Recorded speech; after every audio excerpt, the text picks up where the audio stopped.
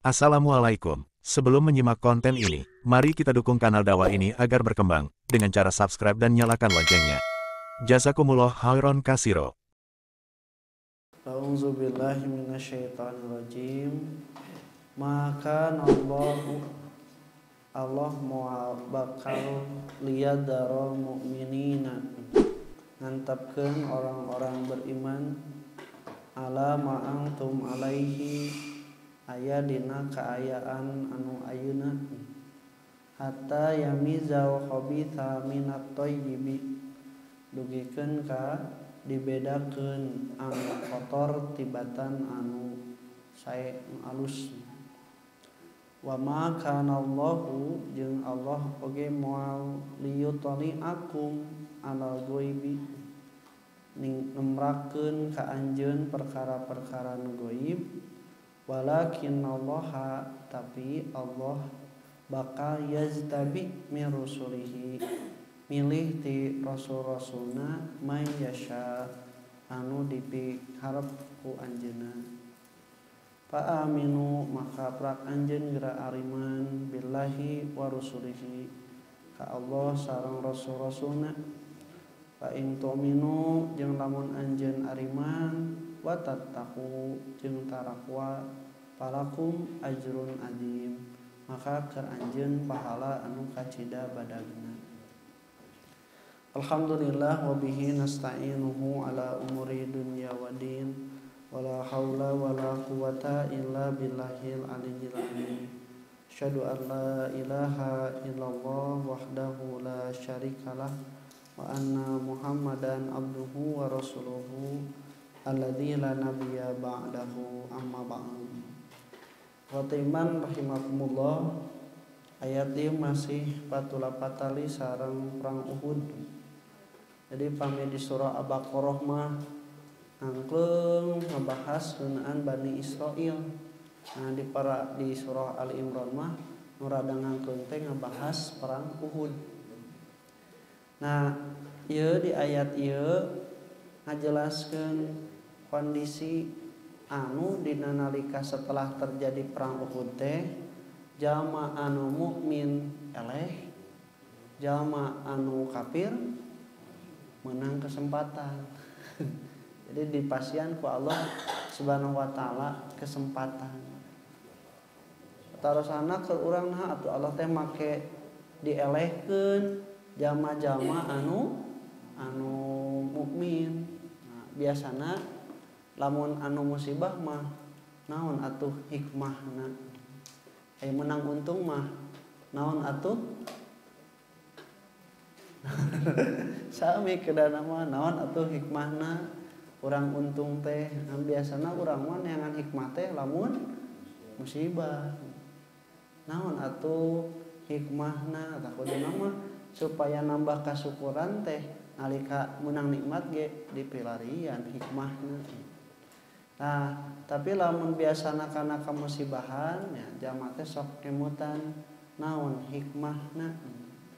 Karawe itu meringankan, itu memberikan kita ketenangan apabila kita bisa mengambil hikmah atau dalam bahasa Al-Qur'an mah ibroh bagi orang-orang yang beriman ketika terkena musibah. Kira-kira naon atuh hikmahna nepikeun ka di perang Uhud eleh anu jalma-jalma kafir menang kesempatan. Nah, ternyata kondisi inilah yang oleh Allah Subhanahu wa taala dijawab di ayat ieu teh bahwa Allah tidak akan membiarkan orang-orang beriman itu pacampur ngahiji jeung jalma-jalma anu munafik di Madinah. Napikeun kanalika terjadi perang Uhud kakara katingali ku eleh dalam mun ku meunang mah moal pasti ngiluan meunang gitu, ngiluan ngarayakeun. Tapi ku sabab eleh tah katingali mana anu munafik, mana anu bener-bener mukmin. Katingalina iraha nalika pas angkat bin Ubay bin Salul balik badan jeung ngajak 300 pasukan.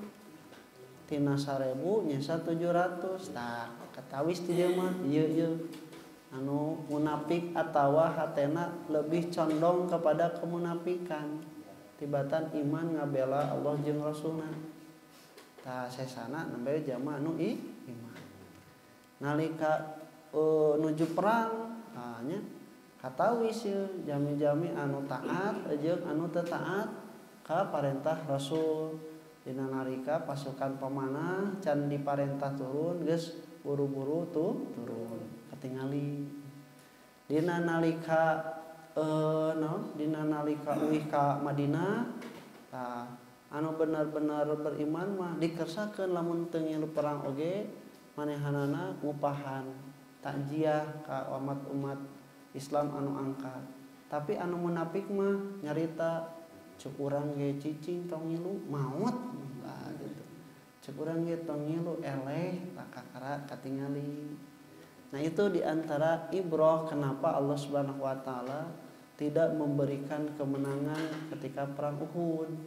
Padahal lamun Allah kersama tong wakama di perang Uhudnya di perang Badar oge maka cida ageuna ku Allah Subhanahu wa Ta'ala dipaparin kemenangan. Nah ikhwati rahimakumullah dengan inilah Allah Subhanahu wa Ta'ala membedakan kualitas dari tiap-tiap manusia. Makanya kualitas manusia itu akan terlihat bukan ketika mendapatkan kenikmatan, tapi ketika mendapatkan ujian.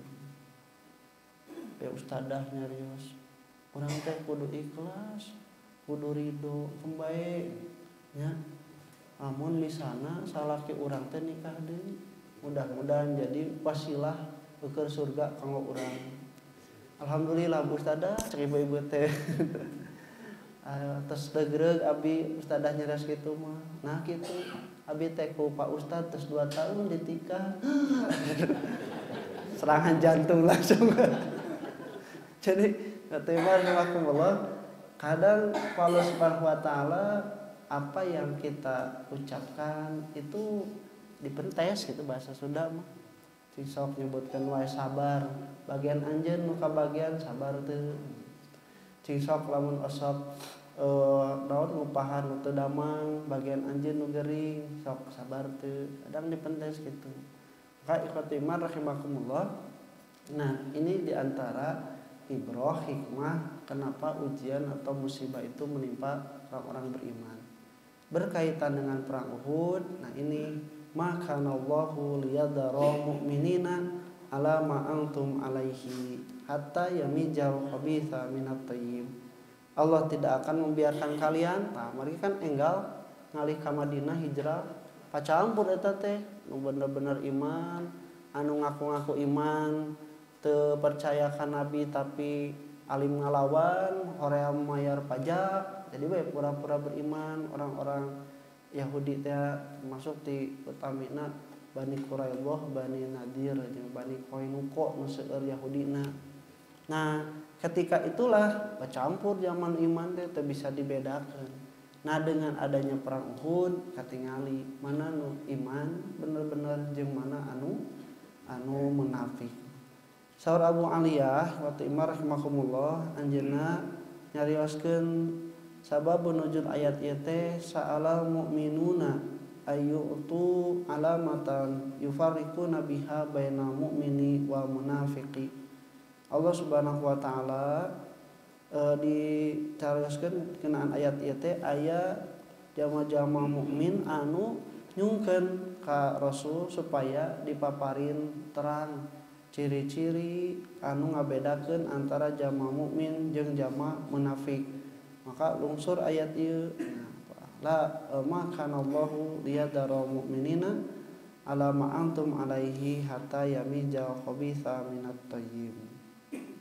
Nah, patara saudara urang atuh biasa ge kan Allah teh maparin wahyunya make kudu diperangkeun heula di Uhud terus dielehkeun heula wartosan we langsung ka jalma-jalma anu mukmin ngalangkungan wahyu ka Rasul tah si ieu munafik si ieu mukmin bener si ieu munafik itu tinggal kitu we naon hesena katanya. Betul Allah itu bisa memberitahu kepada orang-orang beriman melalui wahyu Nabi dan tidak akan disangsikan Islam cek Nabi jalma eta munafik mah nya Rasul mah kitu. Zaman nu beriman nu pasti percaya karena itu wahyu dari Allahnya. Tapi kalau misalnya diberikan seperti itu, tidak ada kejadian Uhud, mau katingali perang konkretna. Mau katingali konkretna jama-jama anu benar-benar munafikna. Nepikeun ka aya nu kieu. Aya jama munafik nyarita. Bener kitu Sunna Muhammad nyebutkeun yen manehanana bisa ngabedakeun anu munafik jeung anu mukmin, nu pura-pura iman jeung anu bener-bener iman. Bener cenah. Maknya teu percaya.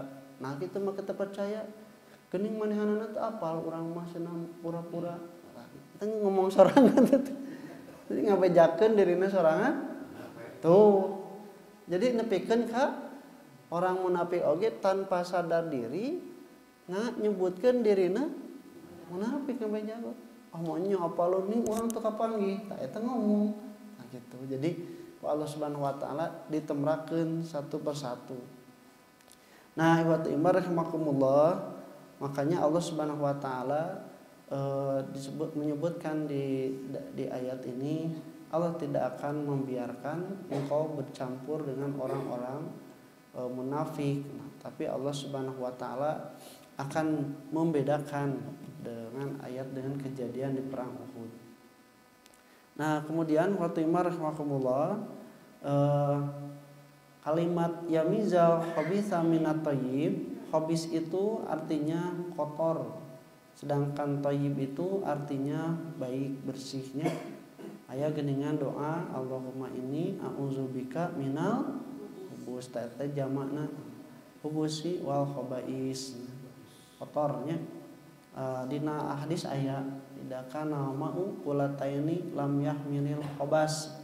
Kalau misalnya air ada dua kulah tidak masuk ke dalamnya kotoran, lam yanjus tidak menjadi najis. Jadi khabis. Dalam Al-Qur'an juga ada ayat al-khabisatu lil khabisin. Al-khabisuna lil khabisat. Anu kotor-kotor lalaki keur anu kotor ti awewe. Anu kotor-kotor ti awewe keur nu kotor ti lalaki. Sedangkan thayyib itu dari kalimat toba. Toba itu artinya baik, kita artikan baik. Thayyib itu artinya baik. Jadi ini dua hal yang berbeda antara kotor dan baik. Nah yang diisyaratkan oleh ayat ini, khabis itu adalah kafir dan kemunafikan, sedangkan thayyib itu adalah orang-orang yang beriman. Karena di ayatnya sudah dikatakan al-mu'minina, berarti kebalikannya dari al-mu'minin adalah kafir dan munafik. Maka orang mukmin itu disebut thayyib, sedangkan orang kafir disebut khabis. Di ayat yang lain disebutkan innamal musyrikuna najasun. Sesungguhnya orang-orang musyrik itu najis, kotornya. Nah, itu dikatakan oleh Allah Subhanahu wa taala bukan berkaitan dengan fisiknya, tapi dengan akidahnya. Jadi akidah ge aya nu kotor. Di urang aya piktor, pikiran.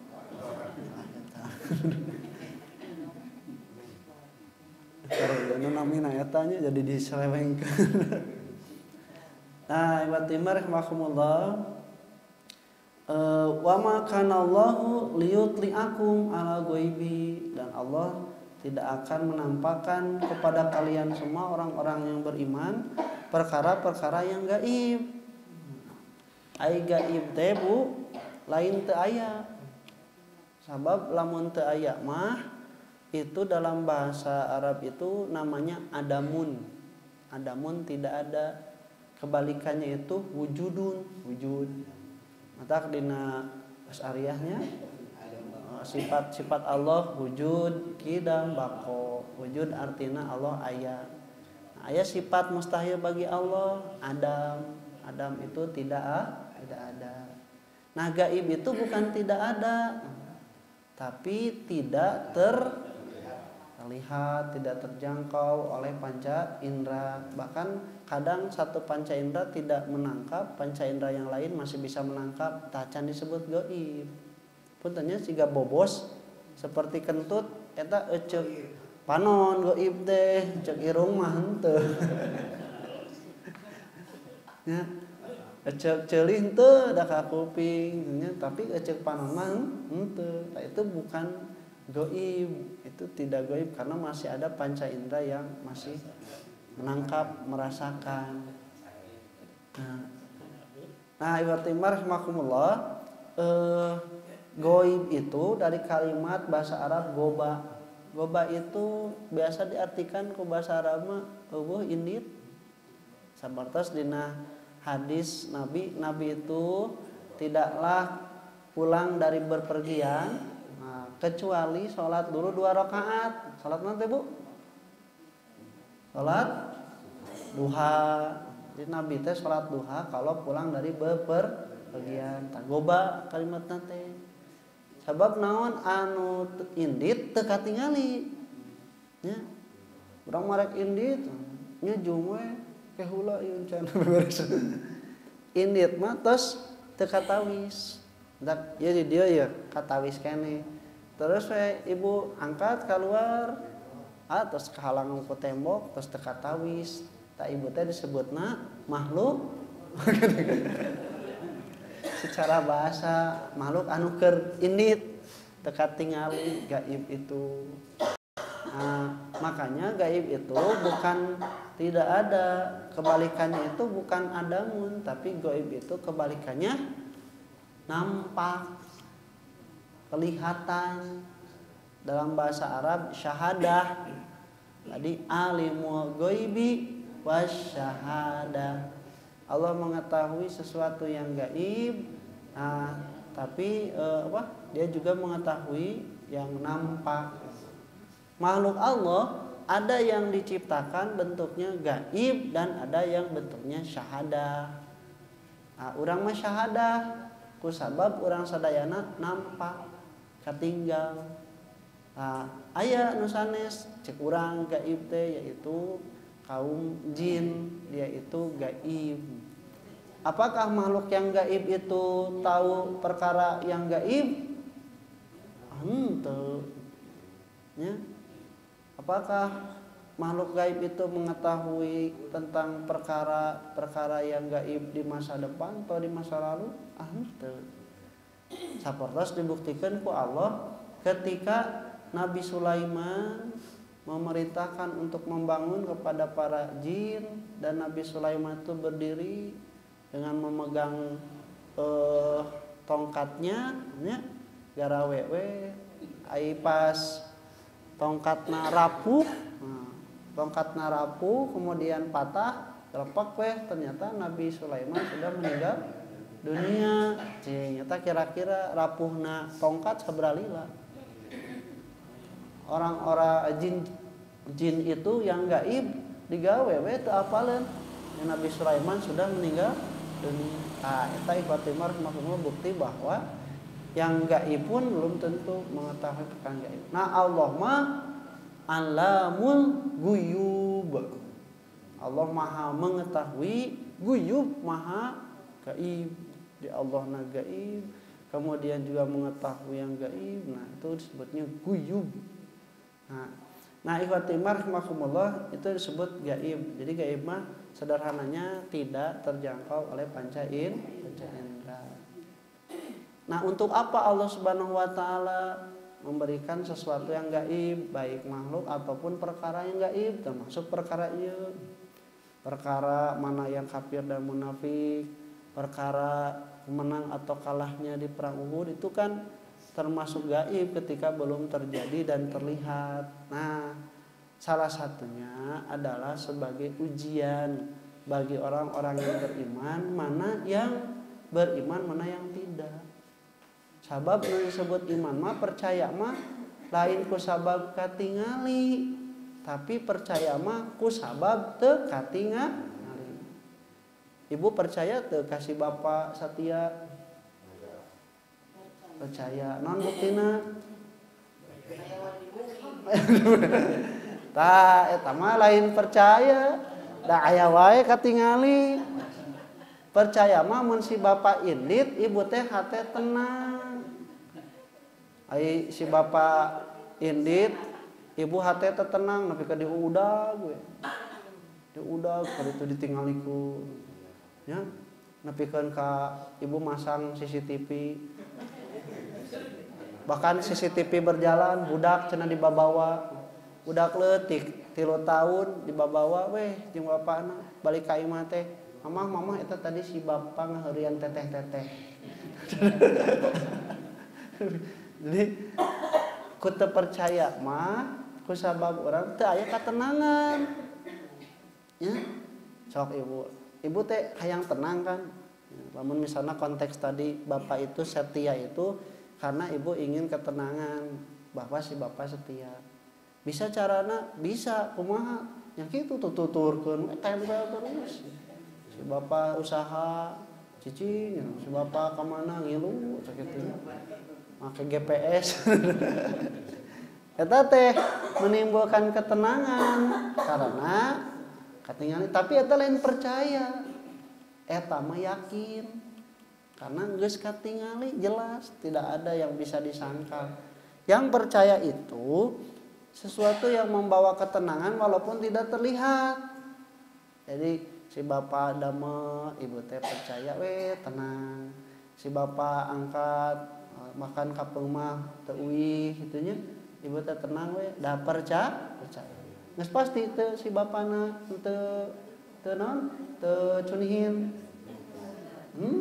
Urang teu apanya. Tapi urang ku percaya, urang menjadi tenang. Dan tentu harus ada dasar percaya nate. Naon ta dasarna teh? Nya si bapa mah lamun di bumi oge tara cunihin, bager, soleh, sok salat. Pas pasti moal cunihin? Ah henteu oge. Bisa jadi soleh nate ku sabab nutupan nya. Nah, tapi urang ku dasar anu dohir memberikan kepercayaan sehingga tenang hirup teh tuh. Teu riweuh, teu loba kasieun, da percaya. Itu yang disebut dengan percaya. Orang beriman itu dituntut percaya pada sesuatu yang gaib supaya hatinya itu tenang. Nah, itu kalau pada ibrah yang lain, jadi kalau misalnya tadi gaib itu tidak tertangkap oleh panca indera, berarti lain anu gaibna masalah teh, tapi panca indera kita yang tidak bisa mencapai. Kieu contohnya Bu, mata kita itu terbatasna tong wakamah ningali jinnya, ningali bakteri yang ada dalam air we nya kan orang teu bisa ningali. Tapi dengan kecanggihan teknologi ditemukan mikroskop yang bisa melihat benda-benda yang sangat kecil diperbesar tapi kakak tingali. Ibu lamun ditawis ku mikroskop dina cai ieu teh utek-utekan bakteri kuman. Lamun soca urang sadayana siga mikroskop da moal daek nginum ibu. Moal daek barang dahar. Wah. Ya. Enggak bala-bala ninggal cai aduh ieu cenah. Lamun soca urang detail seperti Microsoft tapi da ku Allah teh diberena geus sakitu we nepikeun ka cai teh katingali nepi herangna tah sabab herang urang teh oh ieu mah bersih daek we nginum. Nah tah eta Bu cobi pas kitu pendengaran juga sama ku Allah teh di kita pendengaran kita itu diberikan kemampuan kata para ahli biologi itu 20 Hz sampai 20.000 Hz ka kuping keneh. Cobi lamun kemampuan kita itu lebih tinggi siga kemampuan kalong nya. Tah urang teh capek istirahat di bumi teh bade kulem. Tah paling ka kuping keneh tatangga sabeula, tatangga hareupeun. Naon we suara tipina ketrok atau naon tos sakitu. Bu kabayang tuh lamun nepikeun ka kekuatannya nepikeun ka anu tatangga anu 5 bumi belah ditu. Ieu tah ngomongkeun urang ka kuping. Nya cok nepikeun ka kuping eta nu tatangga nu belah ditu ngomongkeun urang pikeun ka kitu. Terus lamun misal teh anu laleutik erek kulem teh krok aduh eta sireum keur dalahar digandeng. Cucunguk beurit nepikeun ka kuping sorana nepi ka teu bisa kulem urang. Tapi ku Allah teh geus sakitu we bagian anjeun bisa ngadenge mah. Nya tenang hirup teh. Nya bahkan pun tanya leuwih deui, leuwih rongkah deui. Kita tidak mengetahui apa yang ada di dalam hati-hati manusia. Hati dan pikiran manusia geus urang mah teu dibere kamampuan ku Allah apa. Cok lamun ku Allah dibere kamampuan urang apa hati jeung pikiran manusia. Datang papang ngobrol teh siga di dieu. Ibu, duh si ibu eta ngomongkeun urang. Duh si ibu eta naon teh ningalikeun baju urang. Si ibu eta ningalikeun ieu. Terus si ibu eta keur mikiran salaki batur. Kameri weuh pokona mah. Kalau perkara yang gaib itu ditampakkan oleh Allah Subhanahu wa taala. Makanya harus bersyukur kalau diberi kemampuan teh pas. Manusia itu bisa mendengar sesuatu, tapi dia tidak mendengar semua perkara yang kecil, termasuk yang tidak nampak di dalam hati. Nikmat hirup urang teh nya. Maka iwatu imar rahimakumullah, wa ma kana Allahu liyutliakum ala ghaibi. Allah tidak akan menampakkan kepada kalian perkara yang gaib. Tak lamun misalna aya anu apa eta jurig cenah nya. Geus katingali mah lain jurig atuh, eta mah lain gaib deui. Tapi Allah menerangkan walakinnallaha yajtabi mir rusulihi may yasha. Tapi Allah memilih siapa yang dikehendakinya di antara rasulnya. Di Al-Jin Bu ayat 20 genep 27 mangga ditawis. Aya Allah nyebatkeun alimul ghaibi wasahada surah ke-72. Al-Jin ayat 2 genep 27. Alimul ghaibi fala yuzhiru ala ghaibihi ahadan. Allah Maha mengetahui perkara yang gaib dan tidak menampakkannya yang gaib itu kepada seorang pun. Jadi mun aya nu ngaku ningali jin, ningali malaikat, namanya. Tapi ada pengecualian oleh Allah ila manir tado, kecuali orang yang diridhoi. Diridhoi lagi dikunci min rasulin, dari para rasul. Berarti selain dari rasul tidak mempunyai validitas bahwa dia mengetahui yang gaib. Tidak. Fala yuziru ala ghaibi ahadan. Fa innahu yasluku min baini yadayhi wa min khalfihi rasada. Sungguhnya dia mengadakan penjaga-penjaga malaikat di depan dan belakangnya. Tos beres Bu. Nah perkara gaib mah. Ya, tos urang mah teu dipasihan teu terang. Nah, kalaupun ada perkara-perkara yang gaib dan diterangkan, maka kita beriman cukup seperti itu, tidak boleh berpikir lebih dari apa yang diberitahukan. Ya, mun aya saur Allah atau saur Rasul teh yang aya malaikat kenca katuhu anu bakal nyatet amalan anjeun. Tos sakitu tong dipikiran, malaikat teh capek nutup urang wae. Begitunya atau kurang teh disumputkeun sok maka tingali urang di pikiran dan ribut. Maka tidak sampai seperti itu, beriman terhadap apa yang cukup. Nah, iwatu imar rahimakumullah, Allah Subhanahu wa taala tidak akan menampakkan kepada siapapun kecuali yang dikehendaki dari para rasul.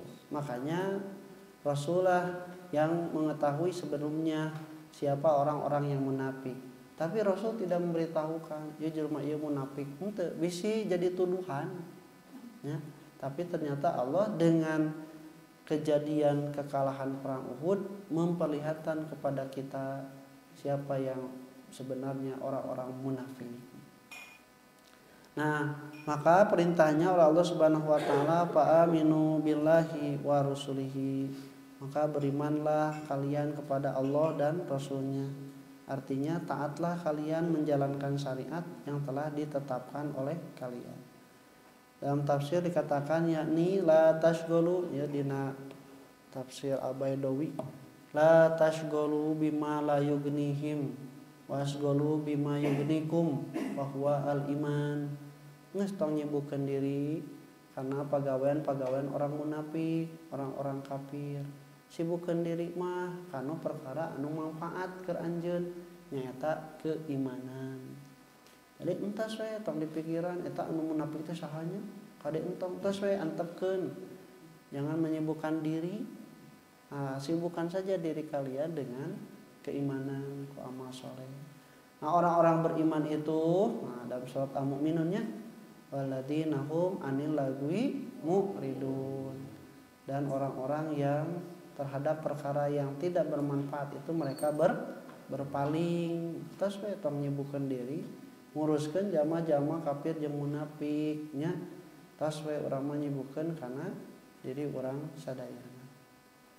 Nah, ikhwatu iman rahimakumullah, dalam ayat ini dikatakan fa'aminu billahi wa rasulih. Ada dalam kitab Al-Istidrak ma fata minal ayatil mutasyabihat, itu dikatakan ada perbandingan ayat 179 Ali Imran dengan An-Nisa ayat 171. An-Nisa surat ke-4 ayat 107 hiji.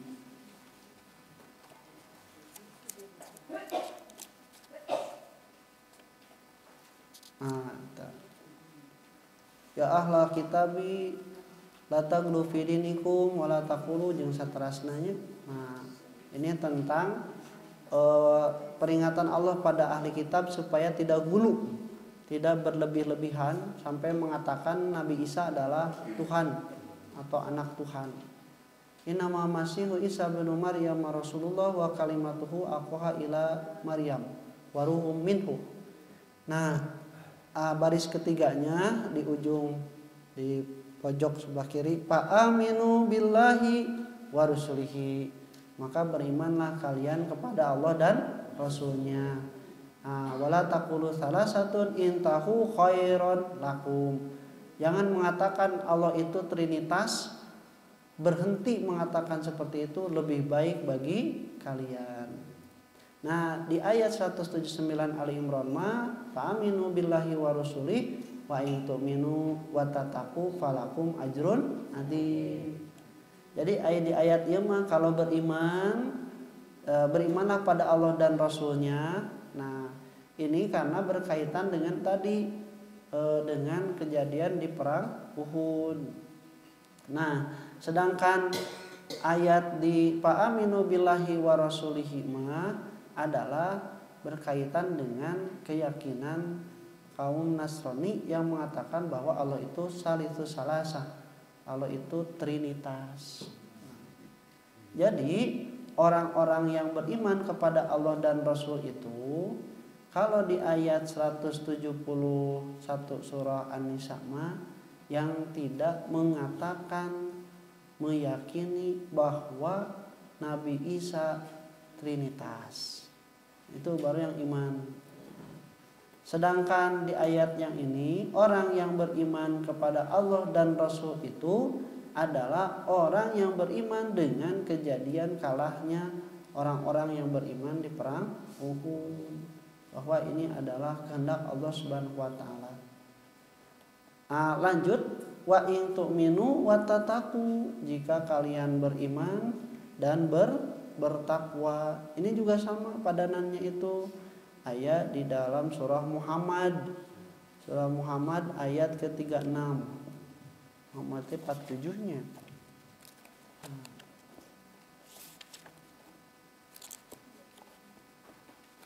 Surat Muhammad ayat 47, ayat 36.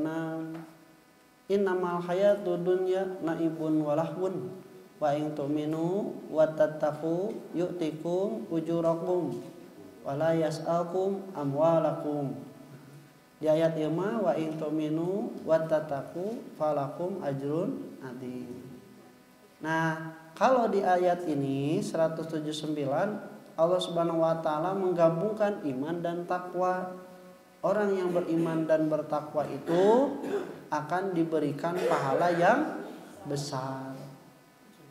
Kalau di ayat 36 surah Muhammad, wa in tu'minu wa tattaqu yu'tikum ujurakum. Kalau kalian beriman dan bertakwa, maka kalian akan diberikan pahala gede teu. Gede teu. Nah, tidak dikatakan pahalanya itu besar di ayat Muhammad 36. Kenapa? Karena Allah mengatakan sebelumnya innamal hayatud dunya laibun walahun. Sesungguhnya kehidupan dunia itu adalah permainan dan senda gurau. Artinya Allah tidak akan memberikan pahala terhadap perkara-perkara keduniaan yang sifatnya main-main dan senda gurau. Jadi mah aya bagian pahala nu kitu mah. Mata eta teh bagian tina dunia atau ke akhirat. Jadi kalau hanya senda gurau dan tipuan belaka tidak akan diberikan oleh Allah pahala. Nu diberikan pahala ku Allah mah tu'minu wa tattaqu. Bahkan tu'minu dan tattaqu digabungkan itu falakum ajrun adim. Bagi kalian itu adalah pahala yang besar kalau kalian menggabungkan antara keimanan kalian dan juga ketakwaan. Orang yang beriman itu percaya pada Allah Subhanahu wa taala sehingga dia melakukan apa yang diperintah. Orang yang bertakwa itu menjauhi apa yang dilarang dan sebab-sebab yang akan membawa kepada terjadinya larangan Allah, maka itu adalah wasilah akan turunnya pahala yang besar. Nah, ikhwatul iman rahimakumullah, mudah-mudahan Allah Subhanahu wa taala menggabungkan kita bersama orang-orang yang beriman dan yang bertakwa. Insyaallah ke orang lajengkeun aqulu qouli hadza wa astaghfirullah li wa lakum. Assalamualaikum warahmatullahi wabarakatuh.